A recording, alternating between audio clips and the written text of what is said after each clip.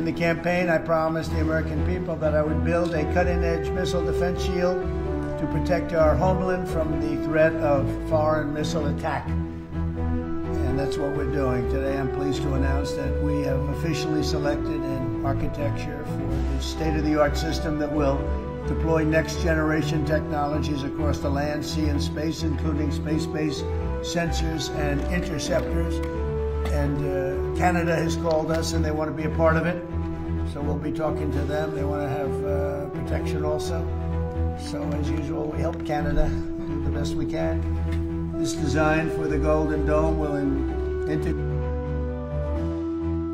Sinisimulan na ng Estados Unidos ang pagpapatupad ng kanilang bagong proyekto sa depensa na tinatawag na Golden Dome. Inanunsyo ito ni Pangulong Donald Trump noong Mayo 20, 2025 bilang isang ambisyosong hakbang upang maprotektahan ang bansa laban sa mga banta ng ballistic, cruise at hypersonic missile mula sa mga bansang tulad ng China, Russia, Iran at North Korea. Ano nga ba ang Golden Dome? Ang Golden Dome ay isang multi-layered missile defense system na layunin bumuo ng isang malawakang network ng mga satellite at interceptor na kayang tukuyin at salagin ang mga missile sa iba't ibang yugto ng kanilang paglipad mula sa pag-launch hanggang sa mid-flight at terminal phase. Ito ang kauna-unahang pagkakataon na maglalagay ang US ng mga sadyang o sandatang pangdepensa sa kawalan at himpapawid.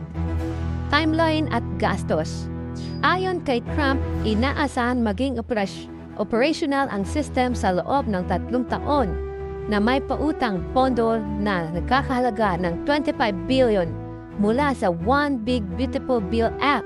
Gayunpaman, tinatayang aabot ito sa $175 billion ang kabuuhang gastos at ayon sa Congressional Budget Office, maaring umabot ito sa pagitan ng $168 billion hanggang $542 billion sa loob ng 20 taon.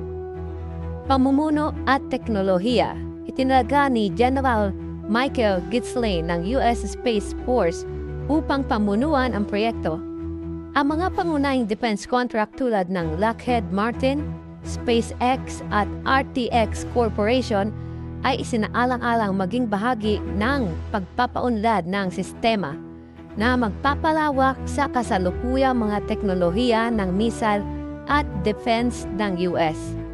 Ano ang inspirasyon mula sa Israel? Ang Golden Dome ay inspirasyon ng matagumpay na multi-layered defense system ng Israel kabilang ang Iron Dome, David Sling at Arrow 3. Gayunpaman, mas malawak ang saklaw ng Golden Dome dahil sa laki ng teritoryo ng US at sa mga advanced na mga banta na kinakaharap nila. Reaksyon at kritika.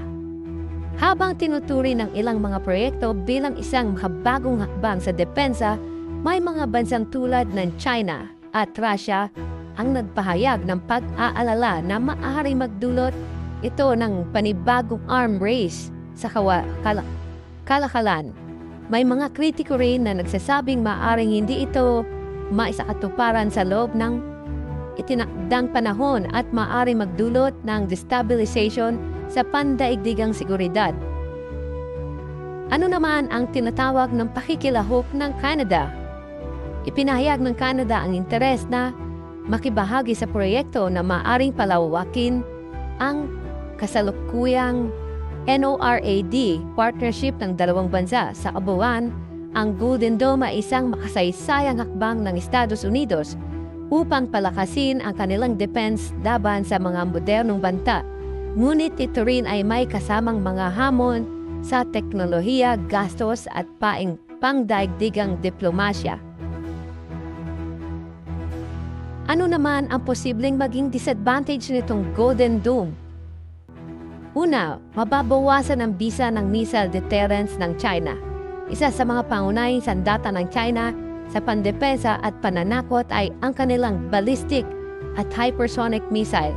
Kapag naging epektibo ang Golden Dome, posibleng mabawasan ang kakayahan ng China na gumamit ng mga missile bilang panggulat o pananakot dahil maaari itong sagutin bago pa man tumama sa US.